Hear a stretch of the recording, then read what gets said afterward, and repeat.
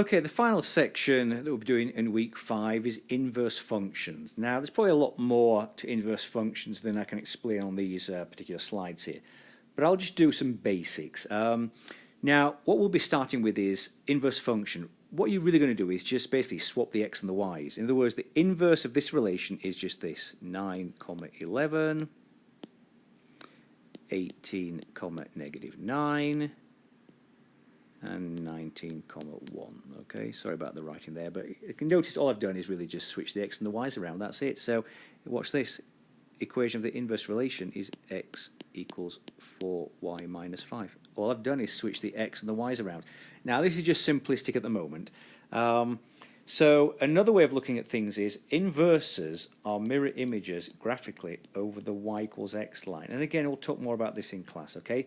So if I try to graph y equals 2x, okay, and a slope of 2 and goes through the 0 point, in other words, da-da-da, da-da-da, da-da-da, okay, down here, da-da-da, da-da-da. Right, if I try to do my best straight line, this is y equals 2x. That's what y equals 2x is, okay. Now, if I switch that, okay, if I mirror image that over the y equals x line, that was y equals 2x, so remember, this is the y equals x line.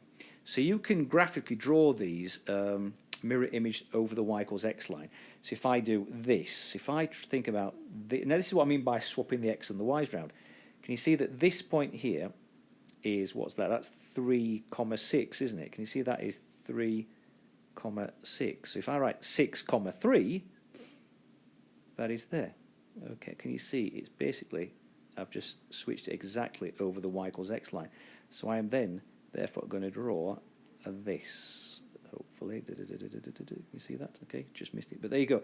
So that is mirror imaged over the y equals x line, but it's also like me saying I've swapped the y's and the x's like I did up here. Okay. Now, keep just an eye on that one, because if you were actually to give me the equation of this line, this has a slope of, because of up 1 over 2. This is the equation y equals a half x. Okay. So just keep an eye on that, all right? And then remember, the original is y equals 2x, and I'm saying its inverse is y equals half x, just because I drew that. No algebra just yet. Right, so watch this. Okay, so we're going to do the inverse of this. Okay, inverse. First of all, let's write it as y equals x plus 6. Okay, there you go. Pretend the f of x is a y, like I've said before in class. Swap the x's and the y's around like I did over here.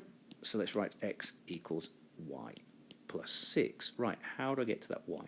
All you do is take away 6. Can you see the inverse is going to be that, okay?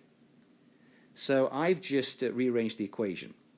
To give me y equals again, but I noticed I changed the x and the y's around. So let's go this one.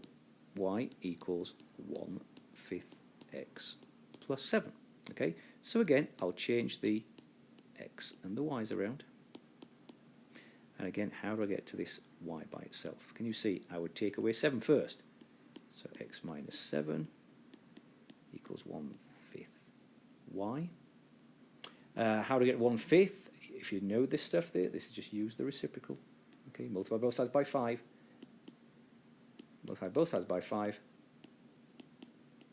I'll get that, and that will be the inverse. I'll do more of that in class, okay? Okay, so that is just me rearranging the equation, showing you how we're going to do inverses. So again, you know, here, can you see this? I would take away 5, and then I would cube something, but we'll talk about more in class. But look, let's go back to this y equals 2x, okay? Go back to here. If I change the x and the y, oops, that's y, okay? There you go, that's the x, that's the y. So how to get this by itself? Can you see I would divide both sides by 2. Divide both sides by 2. So y equals x over 2, or half x. And that's exactly what I've got there. Okay. So be aware of that. Again, we'll talk about more of that in class.